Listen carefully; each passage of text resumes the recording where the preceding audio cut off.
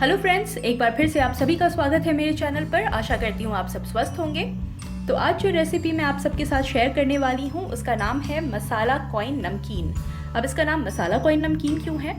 वो इसलिए क्योंकि ये तो पहली बात नमकीन है, दूसरी बात कि इसमें हम यूज़ करेंगे बहुत सारे मसाले, और जो शेप हमने इसे दिया है वो बिल्कुल एक कॉइन की तरह शेप है, इसीलिए इसका नाम है मसाला कॉइन नमकीन। ये एक परफेक्ट इवनिंग स्नैक है। शाम की चाय के साथ इसका स्वाद दोगुना हो जाता है। तो चलिए आज की हमारी ये बहुत ही स्वादिष्ट टेस्टी रेसिपी शुरू करते हैं। तो इसे बनाने के लिए मैंने यहाँ पर ले लिया है 500 ग्राम मैदा, और अब बारी आती है इसमें कुछ मसाले डालने की। तो यहाँ पर मैं डालूंगी 1 चम्मच जीरा, 1 छोटी चम्मच चिली फ्लेक्स, यहाँ पे मैंने 10 से 15 काली मिर्च को लेकर उसे अच्छे से दरदरा कूट लिया है, वो भी डाल देंगे इसमें। 1 छोटी चम्मच कलौंजी, 1 छोटी चम्मच अजवाइन। अजवाइन को हम इस तरह से हथेलियों के बीच में मसल के और उसके बाद डालेंगे, ताकि जो अजवाइन है वो अपना फ्लेवर पूरी तरह से छोड़ सके। और इन सब के साथ ही नमक स्वाद अनुसार। इन सभी को एक बार आटे में अच्छे से मैदे में हम मिला लेंगे।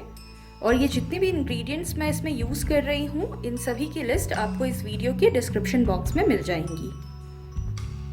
और इन सब को इस तरह से मैदे में मिलाने के बाद अब इसमें बारी आती है डालने की घी। आप चाहे तो ऑयल भी यूज़ कर सकते हैं, लेकिन मैं मोयम के लिए घी यूज़ कर रही हूँ। ये 4 टेबल स्पून के लगभग घी है जो इसमें मैं डाल दूँगी। और अब अच्छे से इस घी को मैदे के साथ मिलाना है। 1-2 मिनट के लिए मिला लेंगे इसे अच्छे से, इस तरह से मसल कर।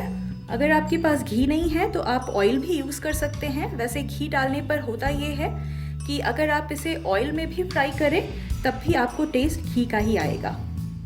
तो यहाँ पर घी को मैंने अच्छे से मसल कर सारे मैदे में लगा दिया है। तो ये अच्छे से मिक्स हो चुका है। आपको देखना है कि ये इस तरह से शेप होल्ड करना चाहिए। जब भी आप उठा के इस तरह से दबाएं तो एक शेप होल्ड करना चाहिए। इसका मतलब है कि हमारा जो मोयाम है वो बिल्कुल परफेक्ट है।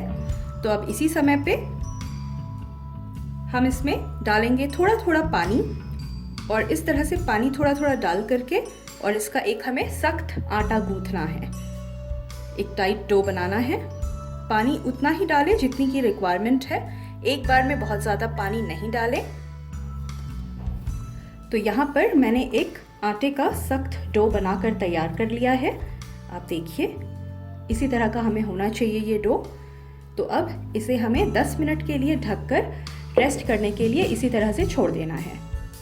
अब जब तक हमारा डो रेस्ट पर रखा हुआ है, यहाँ पर हम मैदे और घी का एक पेस्ट बनाकर तैयार करेंगे। तो यहाँ पे मैंने 2 टेबल स्पून घी लिया है, और अब इसमें डालेंगे 1 टेबल स्पून मैदा, और इसका एक हमें अच्छा सा स्मूथ पेस्ट बनाकर तैयार करना है। तो देखिए इसका एक स्मूथ पेस्ट बनाकर मैंने तैयार कर लिया है। इस पेस्ट को हम साटा भी कहते हैं। तो साटा बनकर रेडी है। चलिए आगे का प्रोसेस करते हैं। तो यहाँ पर डो को रेस्ट करते हुए लगभग 10 मिनट हो चुके हैं। एक बार वापस से हम इसे गूंथ लेते हैं। अब इसकी हमें छोटी छोटी लोइयां बनाकर तैयार करनी है, इस तरह से। साइज़ बहुत ज़्यादा बड़ा भी नहीं लेंगे, ना बहुत ज़्यादा छोटा, मीडियम साइज़ की लोइयां बना रही हूँ मैं। और लोइयों को आप देखेंगे कि कहीं कहीं से इस तरह से क्रैक नज़र आएंगे। तो ये अगर इवन नहीं है तब भी आपको परेशान होने की कोई ज़रूरत नहीं है। तो अब मैंने यहाँ पर 1 लोई ली है, और अब इसे हम बेल कर तैयार करेंगे।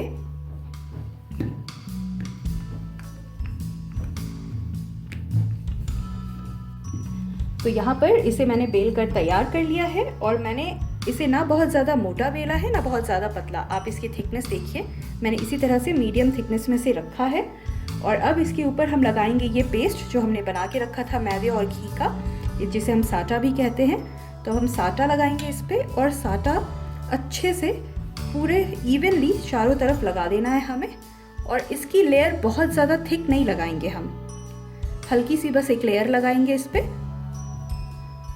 और अब इसे हमें रोल करना है इस तरह से, दोनों एजेस को पकड़ते हुए स्लोली हम इस तरह से इसे रोल कर देंगे। तो देखिए ये बिल्कुल परफेक्ट रोल हो चुका है। और अब एक चाकू की मदद से हम इसे कट लगाएंगे बीचों बीच में। देखिए इस तरह से। और अब इसे हमें छोटे छोटे पीसेस में इस तरह से कट कर लेने हैं। बहुत ज़्यादा बड़े पीसेस नहीं रखेंगे, इस तरह से छोटे पीसेस। देखिए इसकी थिकनेस मैंने इतनी ही रखी है, तो इस तरह के पीसेस में हम इसे कट करके तैयार कर लेंगे। और अब ये जो एक पीस है इसे हम इस तरह से रखेंगे और इस तरह से उंगलियों की सहायता से हम इस तरह से प्रेस करेंगे। प्रेस करने के बाद इस पे हमें बेलन चलाना है, एक बार यहाँ इस तरफ से, एक बार दूसरी तरफ से, बस इतना ही। इसकी थिकनेस हम इतनी ही रखेंगे तो ये बनकर बिल्कुल तैयार है, एक कॉइन की तरह। चलिए एक और करके दिखाती हूँ। इस तरह से हमने ये लिया, इसे इस तरह से प्रेस किया और एक बार यहाँ से और एक बार इस तरफ से, बस ये बनकर बिल्कुल तैयार है। तो चलिए सारे मैं बना लेती हूँ इसी तरह से। तो देखिए यहाँ पे मैंने बहुत सारे कॉइन निमकी बनाकर तैयार कर लिए हैं। अब चलते हैं इसे डीप फ्राइंग करने के प्रोसेस में। तो यहाँ पर पहले से ही मैंने कढ़ाई में तेल डालकर गर्म होने के लिए गैस पर रख दिया था और अब हमारा तेल मीडियम गर्म है। तो इसी समय पे अब एक एक करके हम इसमें हमारी निमकियाँ डालना शुरू करेंगे। आपको इस बात का ध्यान रखना बहुत ज़रूरी है कि तेल बहुत ज़्यादा गर्म नहीं होना चाहिए, वरना ये ऊपर से लाल हो जाएगी और अंदर से कच्ची रह जाएगी। अब इसे हमें लो फ्लेम पे ही आराम से धीरे धीरे पकने देना है।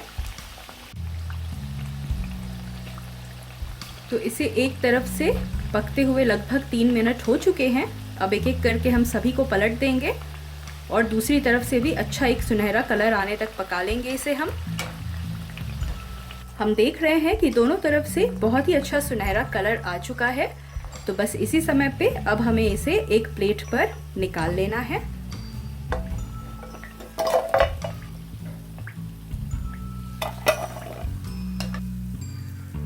तो इसी तरह से हम बाकी के भी निमकी छान लेते हैं। तो देखिए फ्रेंड्स, हमारी मसाला कॉइन नमकीन बनकर बिल्कुल तैयार है। इसे आप शाम की चाय के साथ खाएं, मज़ा आ जाएगा।